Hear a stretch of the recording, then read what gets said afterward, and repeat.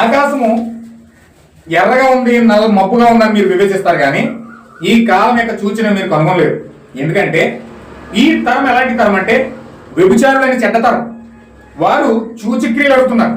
అయితే యోనాను కూర్చిన సూచక్రియే గాని మరి ఏ సూచక క్రియ అయినను వారికి అనుగ్రహించబడదని వారికి చెప్పి వారిని విడిచి వెళ్ళిపోయాను.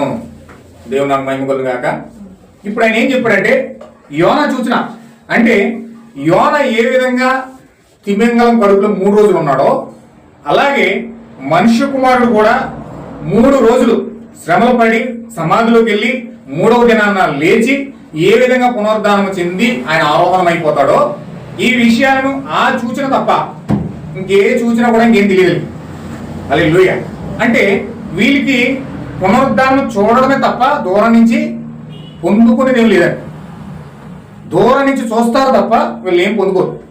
దూరం నుంచి వీళ్ళు దాన్ని చూస్తారు తప్ప ఆ యొక్క శ్రమలు, ఆ శిలువ శ్రమ, ఆ భయంకరమైన యాతన, ఏ విధంగా ఆయన సమాధిలోకి వెళ్తా ఉన్నాడు, ఏ విధంగా పునరుద్ధారణ అవుతా ఉన్నాడు, ఏ విధంగా ఆయన ఆరోహణం అయిపోతా ఉన్నాడు, దూరం నుంచి చూసేవాడు తప్ప ఆ పునరుద్ధాన్ని పొందుకునే మనుషులు వీళ్ళు కాదు.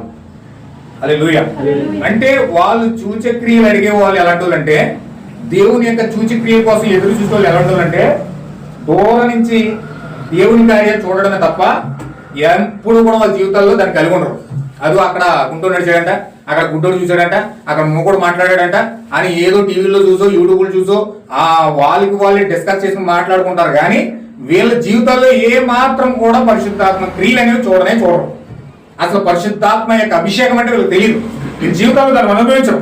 ఎందుకంటే వీళ్ళకి సూచక్రియలు కావాలి, అద్భుతాలు కావాలి, కానీ తప్ప దేవుడు ఏమై ఉన్నాడో అన్న సంగతి వీళ్ళు పూర్తిగా పొందుకోవడానికి కానీ దాన్ని చేర్చుకోవడానికి కానీ వీళ్ళు ఇష్టపడరు. హల్లెలూయా. చూడండి, ఇక్కడ ఆయన చెప్తా ఉన్నాడు, యేసుక్రీస్తు వారి దగ్గర మాట్లాడుతూ ఉన్నాడు.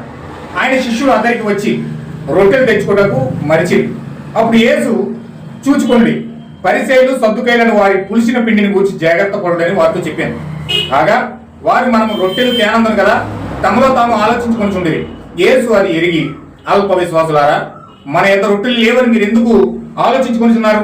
మీరు ఇంకా గ్రహింపలేదా?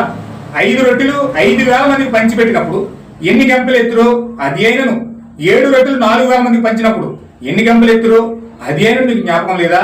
నేను రొట్టెలు గూర్చి మీతో చెప్పలేదని మీరు ఎందుకు గ్రహింపరు? పరిసయ్యులు సద్దుకయ్యులను వారి పులిసిన పిండి గూర్చి జాగ్రత్త పడుడు అని చెప్పాను. అప్పుడు రొట్టెలు పులిసిన పిండిని గూర్చి కాదు గాని పరిసయ్యులు సద్దుకయ్యులను అను వారి బోధన గూర్చి జాగ్రత్త పడుడని ఆయన తమతో చెప్పినని వారు గ్రహించిరి. ఇక్కడ యేసుక్రీస్తు వారు